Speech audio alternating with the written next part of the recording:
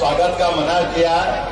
जैसे आपकी जानकारी भी है, हमारे पूर्व नगर पालिका उपाध्यक्ष और भाजपा के वरिष्ठ नेता स्वर्गीय वीरेंद्र कुमार जैन जी का अचानक हार्ट अटैक से निधन हो गया। मैं भी अपने मन की संवेदना परिवार के प्रति भी व्यक्त करता हूं, हार्दिक श्रद्धांजलि देता हूं और परमात्मा से कामना करता हूं, बाबा महाकाल से, महावीर स्वामी से, कि वो अपने चरणों में पवित्र आत्मा को स्थान दे। चुनाव की इस बेला में आज जिस प्रकार से बीना में एक होड़ लगी है, होड़ कैसी लगी है? सूर्य देवता से कह रहे, सूर्य देवता आप जितना ताप देना चाहो, जितनी गर्मी डालना चाहो डालो, ये बहादुर चुनाव की गर्मी से आपका मुकाबला करने के लिए तैयार है। ये भाजपा के रणबाग उड़े।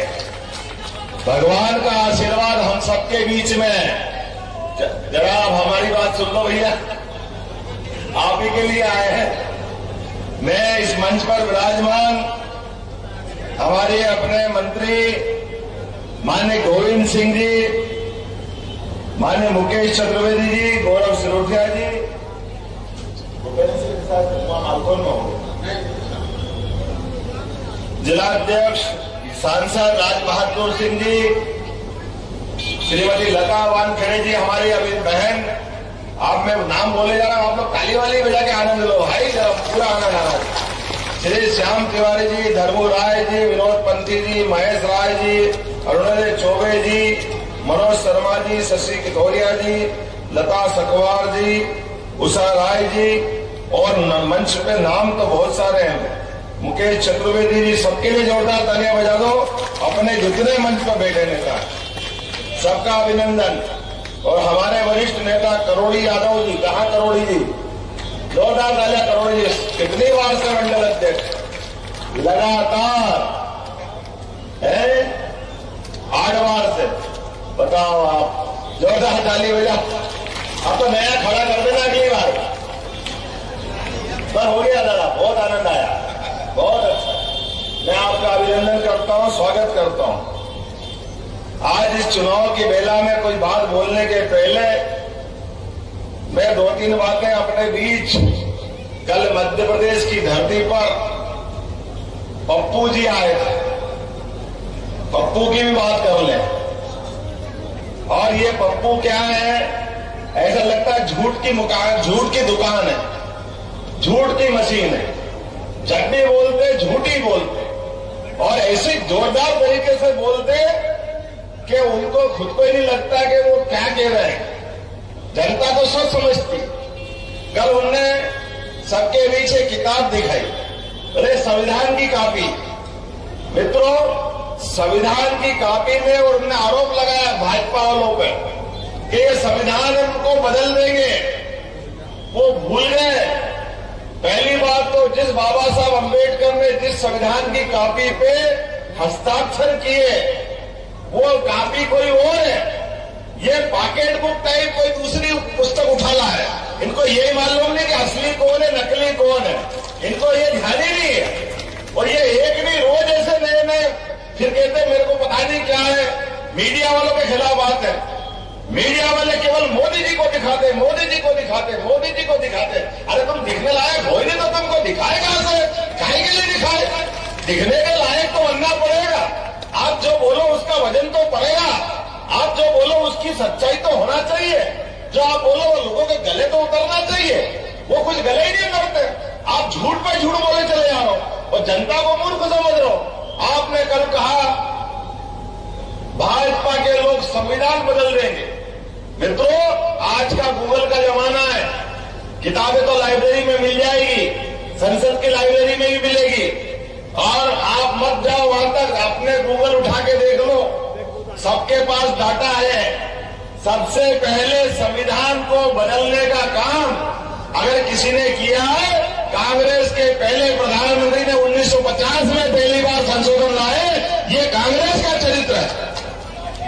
लगातार, एक बार नहीं, 1950 से लगा करके जब तक कांग्रेस की सरकार रही, लगभग जवाहरलाल नेहरू जी ने संविधान में संशोधन लाए, उनकी बेटी इंदिरा गांधी लाई, उनके बेटे राजीव गांधी लाए, पीछे से सोनिया जी ने सरकार चलवाई, वो लाए, इनकी कांग्रेस की सरकार नरसिंहवाला की वो लाए। लगभग 17 बार जवाहरलाल नेहरू ने संविधान संशोधन किया, लाल बहादुर शास्त्री जी ने 3 बार किया, इंदिरा गांधी ने 29 बार किया, 29 बार, राजीव गांधी ने 10 बार संविधान संशोधन किया। तो जो ये लगातार लगभग 100 बार संविधान खुद संशोधन करे और दूसरे पे आरोप लगाए, धूप मरना चाहिए, ऐसी भाई क्या बोलना चाहिए, ऐसी नादानी बात करने के लिए। चुनाव जीतने के लिए लोगों का दिल में संपर्क होना चाहिए, दिल पे राज होना चाहिए जनता का। जनता आपको सिर माथे पे बिठाए तो जनता आपको पसंद करे। अब जनता आपको पसंद करे नहीं और आप अपना ठीकरा फोड़ते हो मीडिया के माथे, आप ठीकरा फोड़ते हो अपने नेताओं के माथे। आप याद करो 2014 के पहले सरकार किसकी थी? सरकार कांग्रेस की, और कांग्रेस की सरकार को कांग्रेस के कर्मों ने हटाया। कांग्रेस के कर्मों ने कैसे हटाया? अंदाज लगाओ इस बात का। 2003 से 2013 तक पूरे देश के अंदर, और जब से आजादी हुई 1947 के समय से, एक नासूर छोड़ दिया था कांग्रेस की तत्कालीन समय की सरकार ने, धारा 370 लगाकर। तो एक अशांत प्रदेश जम्मू कश्मीर जैसा देवताओं के लिए भी स्वर्ग से सुंदर राज्य था, लेकिन वह जान करके धारा 370 लगा करके अलग हटाने का प्रयास किया। परिणाम क्या आया? परिणाम यह आया कि 40,000 निरपराध लोगों की हत्याएं हुई है। सेना के, पुलिस के, हिंदू मुसलमान सब लोग मारे गए। और ये मंगलसूत्र की बात करने के लिए एक नेत्री बोलती कांग्रेस की, जरा उनको बताना पड़ेगा 30,000 मंगलसूत्र टूटे तुम्हारी गलती के कारण, 30,000 लोगों के निरपराध हत्याएं हुई। ये पाप अगर किसी के माथे है तो कांग्रेस के माथे। कांग्रेस को माफी मांगना चाहिए कि धारा 370 पे जब भी बात होती थी कांग्रेस ने कहा कैसे हटा देंगे, देश में खून की नदियां बह जाएगी, ये हो जाएगा, वो हो जाएगा। अरे हमारे यशस्वी प्रधानमंत्री नरेंद्र मोदी जी के लिए जोरदार अभिनंदन करो। पूरे देश में इस कलंक को हटाने का किसी को यश मिला है तो ये प्रधानमंत्री नरेंद्र मोदी जी को मिला है, जिसमें बगैर कोई झटके, बगैर कोई दिक्कत के इतना बड़ा अपराध, इतनी बड़ी झंझट एक झटके के साथ मुक्त की। और हमको इस बात का गर्व है, इस चुनाव की बेला में अगर हम उल्लेख नहीं करेंगे तो कब करेंगे? हमने पहला वोट दिया था कि देश के अंदर आतंकवाद नहीं होना चाहिए। देश के सीमाओं पर हमारे सैनिकों का सर काट करके पाकिस्तान के सैनिक ले जाते थे और वो फुटबॉल खेलते थे। और ये प्रधानमंत्री कहते हैं मैं क्या करूं, इसमें पाकिस्तान का हाथ है, हम क्या कर सकते हैं? तुम कुछ नहीं कर सकते, तुम हाथ पे हाथ धर के बैठे रहोगे। ये पुलिस में भर्ती होने वाले जवान, ये सेना में भर्ती होने वाले जवान, ये सारे देश के लोग अपने वोट से चुनकर के आपके हाथ मजबूत करते हैं। भाई साहब, अगर आप अपने आप को इतना कमजोर मानोगे तो चुनाव में आते ही क्यों? बड़े दुर्भाग्य के साथ कहना पड़ रहा है। जो बात 1947 से कहते ये 2013 तक कहते रहे, और हमने कहा था कि हमारी सरकार बनेगी, समर्थ सरकार बनेगी, 56 इंच के सीने वाले की सरकार बनेगी। और डंके की चोट एक बार भूल गया पाकिस्तान कि ये बालाकोट कर दिया, 40 सोए हुए सैनिकों की हत्या कर दी, वो तो करके चला गया, लेकिन भूल गया कि अब मनमोहन सिंह की सरकार नहीं है, कांग्रेस की सरकार नहीं है। नरेंद्र मोदी जी को मालूम पड़ा, देश स्तब्ध रह गया। मोदी जी ने डंके की चोट, क्योंकि मोदी है तो मुमकिन है, डंके की चोट उन्होंने कहा पाकिस्तान ने बहुत बड़ी गलती कर दी, पाकिस्तान को इसकी कीमत चुकाना पड़ेगी। और पाकिस्तान के घर में घुस करके वो आतंकवादियों के हड्डे पसले तोड़ करके उनके आतंकवादी अड्डे समाप्त करने का काम किया। जोरदार अभिनंदन करो हमारे अपने यशस्वी प्रधानमंत्री का। दुनिया का तीसरा देश बन गया भारत इस घटना के बाद, जो अपने देश के अंदर होने वाली आतंकवादी घटना के आधार पर किसी भी देश के अंदर घुस करके आतंकवादी घटना का मुंह तोड़ जवाब दे करके हमारी सेना का शौर्य पराक्रम को नमस्कार करने के लिए तैयार हुए। लेकिन दुर्भाग्य के साथ कहना पड़ रहा है, सेना ने पुरुषार्थ किया, पराक्रम किया। और कांग्रेस और इनके लोग कह रहे अरे भाई कहां मारा, किसको मारा, हमने तो देखा ही नहीं, लाश तो मिली नहीं। अच्छा तुमने तो कभी करा नहीं, और जो करके आए उनकी भी इज्जत उतारोगे, इसके लिए तुम चुनाव में आओगे। मुझे खुशी इस बात की 2014 का वोट ऐसा हुआ, उसके बाद दूसरी बार एक और जाके मारा, और अब की बार हवाई जहाज से मारा, सर्जिकल स्ट्राइक से मारा। और याद करो मूछ वाला अभिनंदन, पहली बार जो मार के आए ऐसा मारा कि दूसरी बार भूल से उनने टपका लिया तो दिन भर दिखाते रहिए, देखो भैया हमने इसको झापड़ भी नहीं मारा, इसको 4 उंगली नहीं लगाई, हमसे बात कर लो, टेलीफोन कर लो। मोदी जी ने कहा नहीं, हमारे घर के अंदर तुम्हारे आके आतंकवादियों ने अगर आके मारने की हिम्मत की है तो हमने उन आतंकवादियों को मारा है, लेकिन अब भूल से हमारे सैनिक को हाथ लगा लिया तो अगर एक सैनिक पे हाथ लगा 1000 जाके मारेंगे, 1000 तुमको छोड़ेंगे नहीं। पाकिस्तान तुम्हारी वो हालत करेंगे कि नक्शे से पाकिस्तान मिटा दे। और मुझे इस बात की प्रसन्नता है, बगैर कोई टेलीफोन पे बात करे, बगैर कोई चर्चा किए, बगैर बात के हमारा आदमी हमको मिला। कहा 2013 के पहले सैनिकों का सर काट के ले जाने वाला पाकिस्तान, और कहा सशर्त बिना शर्त अपना आदमी अपने को देने वाला। और उसके बाद का दिन है, आज का दिन है। लगभग 10 साल से पूरे देश के अंदर एक भी आतंकवादी घटना हुई क्या? 2014 का वोट पहली बार देश की आपकी सुरक्षा के लिए दिया, और दूसरी बार का वोट 2019 में मिला। हम सब गवाह इस बात के। कोविड की खराब बीमारी आई, आप में से किस किस को टीके लगे, हाथ खड़े करके बताना।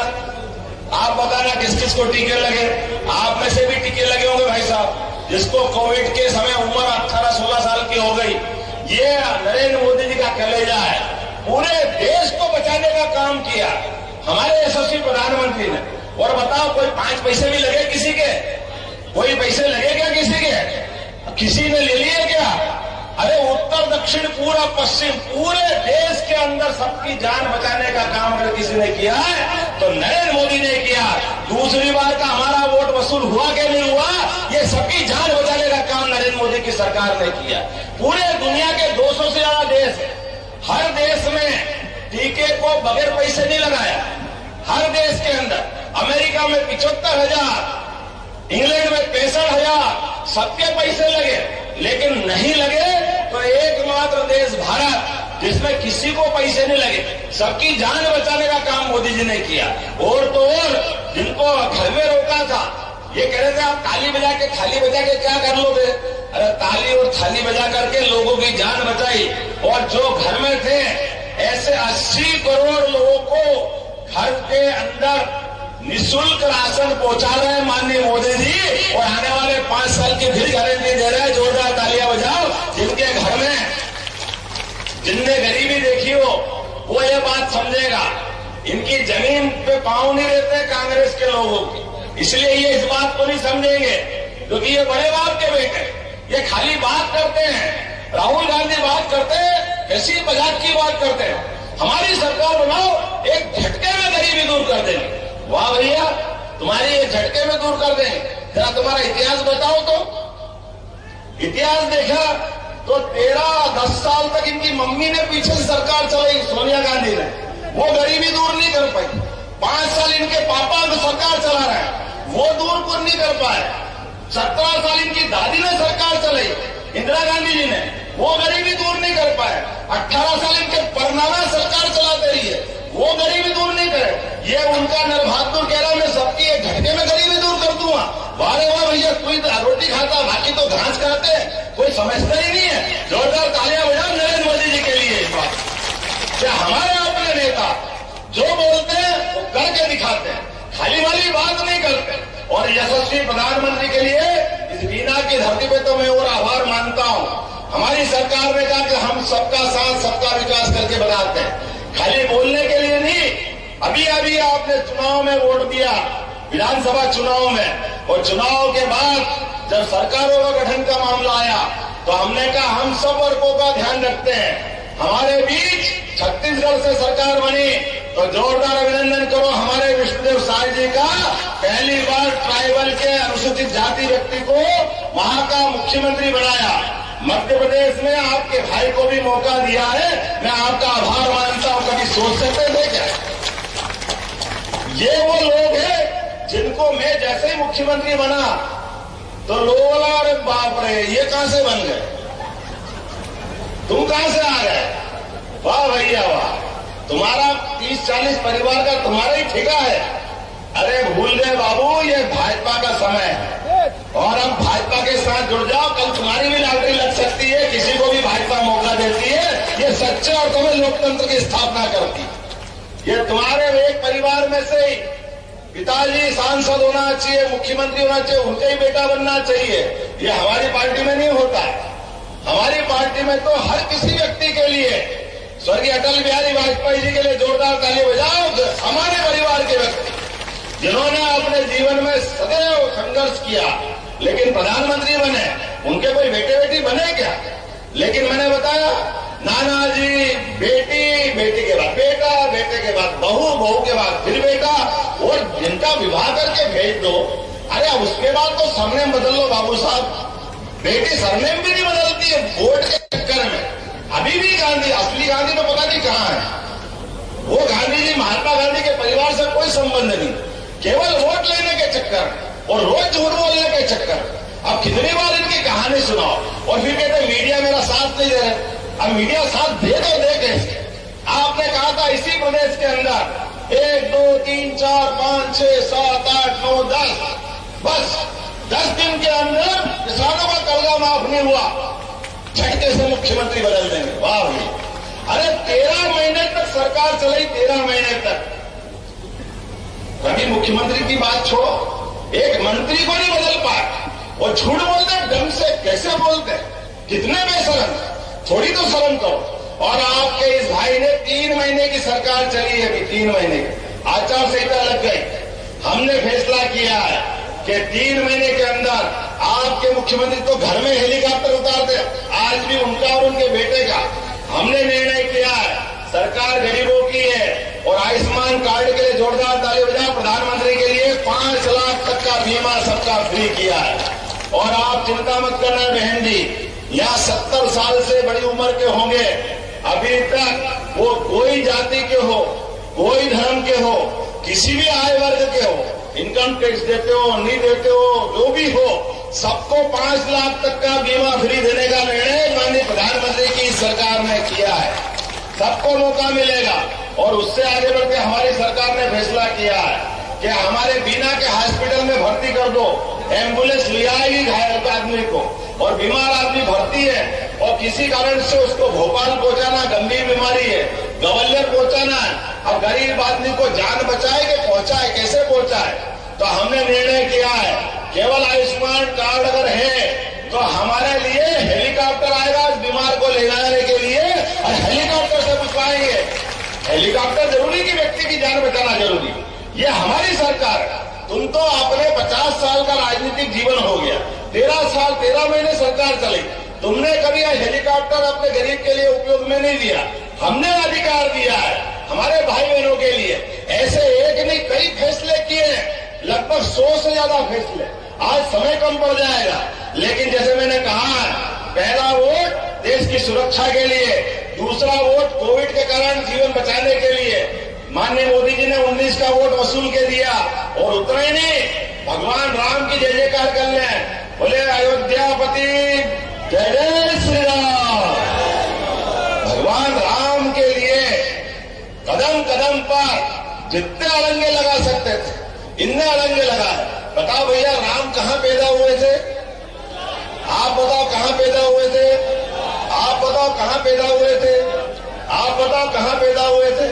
आप सबको मालूम कि भगवान राम अयोध्या में पैदा हुए, केवल कांग्रेस वालों को मालूम नहीं थी कि वो अयोध्या में पैदा हुए, इसलिए वो कोर्ट में शपथ पत्र दे रहे थे। कहां पैदा हुए, कहां का सर्टिफिकेट है, हुए भी कि नहीं हुए? वाह बाबू वाह, भगवान का अपमान करोगे, हिंदू समाज का अपमान करोगे और कोई तुमको कुछ नहीं कहेगा। अरे ये वो सारे लोग सारा हिसाब रखेंगे, एक एक हिसाब रखेंगे और आने वाले चुनाव में कीमत तुमको चुकाना पड़ेगी। और अब तो और ज्यादा आनंद आएगा। हमारे यहाँ तो अधिकांश मथुरा के पास वाले लोग हैं कि नहीं? मथुरा के पास वाले बोलो गोपाल कृष्ण भगवान की, जिनके घर गाय और जो भगवान कृष्ण को माने वो सब गोपाल कृष्ण है। गाय का पालने वाला गोपाल, और हमारे बीच में है ना गोविंद, गाय वाले ये भी। और हम सब मिल करके अभी तो भगवान राम मुस्कुरा रहा है। अयोध्या के बाद मथुरा की बारी आना चाहिए कि नहीं आना चाहिए? अब की बार वोट भगवान कृष्ण को मुस्कुराने के लिए देना है। बोलो सब तैयार है? अपने स्थान पे खड़े हो जाओ, बांध लो मुट्ठी दोनों और संकल्प करो। आप बताइए, मुझे मालूम पड़ा कि 50 से गांव को सिंचाई योजना में छूट गए। अरे आपके भाई को वोट दिया है, भगवान कृष्ण मुस्कुराएंगे तो हमारे गांव वाले भी नहीं मुस्कुराना चाहिए क्या? 50 तो क्या 100 बचेंगे, 100 को पानी देंगे, कोई गांव बचे नहीं देंगे। विकास के मामले में यहाँ चारों तरफ रिंग रोड से लेकर के जो जो काम बीना वाले मांगेंगे सागर लोकसभा के, वो सारे काम पूरे किए जाएंगे। कोई विकास में कोई कसर बाकी नहीं रहेगी। और याद रखना, आज तो 1 तारीख हुई है, 5 तारीख को लाडली बहना की राशि मिलेगी। बहनों के लिए तालियां बजाओ। कांग्रेस वाले रोज कह रहे हैं इस महीने नहीं मिलेगी, अगले महीने नहीं मिलेगी, है ना? तुम कहते रहो और हम देते रहेंगे, कभी इसके पीछे नहीं रखेंगे। ये हमारी सरकार है, भूखे नंगे की सरकार थोड़ी है। तुम्हारे जैसे तो तुम सब खा गए, तुम्हारे पास का ऐसी तरीका हो सकता है। हमारा सरकार ऐसी नहीं है। हमारी सरकार जनता की सेवा करने के लिए 24 कैरेट सोने के समान यशस्वी प्रधानमंत्री नरेंद्र मोदी के नेतृत्व में पूरे देश में सुशासन का यज्ञ चल रहा है। हम सबको आहुति देना है। आइए दोनों हाथ खड़े करके संकल्प करें, एक एक वोट भाजपा के पक्ष में डालें। हमारी बहन लता वानखेड़े जी को जिताएं, इनके माध्यम से मोदी जी की फिर एक बार सरकार बनाए और दुनिया में भारत को नंबर 1 का देश बनाए और मध्य प्रदेश को नंबर 1 का प्रदेश बनाए। बोलो सब तैयार है? बोलो भारत माता की, भारत माता की, भारत माता की। बहुत बहुत धन्यवाद। भारत माता की जय। हमारे यहाँ बहुत सारे मित्रों ने भाजपा ज्वाइन की है। जोरदार ताली बजाते रहना। मैं नाम पढ़ देता हूँ। राहुल यादव जी, विवेक प्रजापति जी, राजकुमार प्रजापति जी, ताली बजाते रहो। हेमंत दुबे जी, आरिफ खान जी, सलमान खान जी, पवन पासी जी, राजकुमार यादव जी, महेंद्र राजपूत जी, कमलेश रायकवार जी, अमित प्रजापति जी, संदीप प्रजापति जी, सुमित जी, उमेश पंथी जी, कोमल अहिरवार जी। मैंने बोल दिया, समझो भाजपा में आ गए। आप औपचारिकता करते रहेंगे बाद में। महेश पंथी जी, सुमित राजपूत जी, राजभान राजपूत जी, सानू ठाकर जी, बाबू माइकल जी, वीरू अहिरवार जी, जय वीरू के 16 याद कर दिए, प्रदीप जी, अखिलेश जी, राजा बाबू जी, ब्रजेश जी, और बहुत सारे नाम है, मैं सबको दिला देता हूँ। ग्रामीण सतीश पटेल जी, अरविंद पटेल जी, रूप सिंह जी, जैसा नायक जी, रूपा नायक जी, राहुल पटेल जी। अरे कांग्रेस में कोई बचेंगे ही नहीं। जोरदार ताली बजाओ, सब भाजपा में आ जाएंगे। लगातार जहां जा रहा हूं ऐसा लग रहा है, मेरे अपने कई बार मेरे मित्र कहते, अरे भाई तुम कांग्रेस वालों को क्यों ले रहे हो? मैंने कहा मैं थोड़ी ले रहा हूं। कांग्रेस के लोग ने समझ लिया, वो ऐसे जहाज में बैठे जिसमें बहुत बड़ा छेद हो गया, और जिसका जो चलाने वाला कप्तान है, वो कप्तान तो दिख रहा लेकिन खोपड़ी के ऊपर कुछ है ही नहीं, वो खोपड़ी पूरी खाली है। जिन्होंने कहा ये जहाज डुबाने के लिए बैठा, इसलिए ऐसे डूबते जहाज में कौन जाएगा? जो देशभक्ति करना जानते हैं, जो देश सेवा के मार्ग में चलना चाहते हैं, जो सच्चे अर्थ में लोकतंत्र की चिंता करते हैं। जोरदार तालिबान भाजपा को उन सबका स्वागत है। और उसी प्रकार से हम रखेंगे मित्रों, जैसे दूध में शक्कर, हम दूध का आनंद लेंगे, हमारे साथ शक्कर की तरह आपको साथ जोड़ेंगे। आप सबका वंदन है, अभिनंदन है। बहुत धन्यवाद, बहुत धन्यवाद।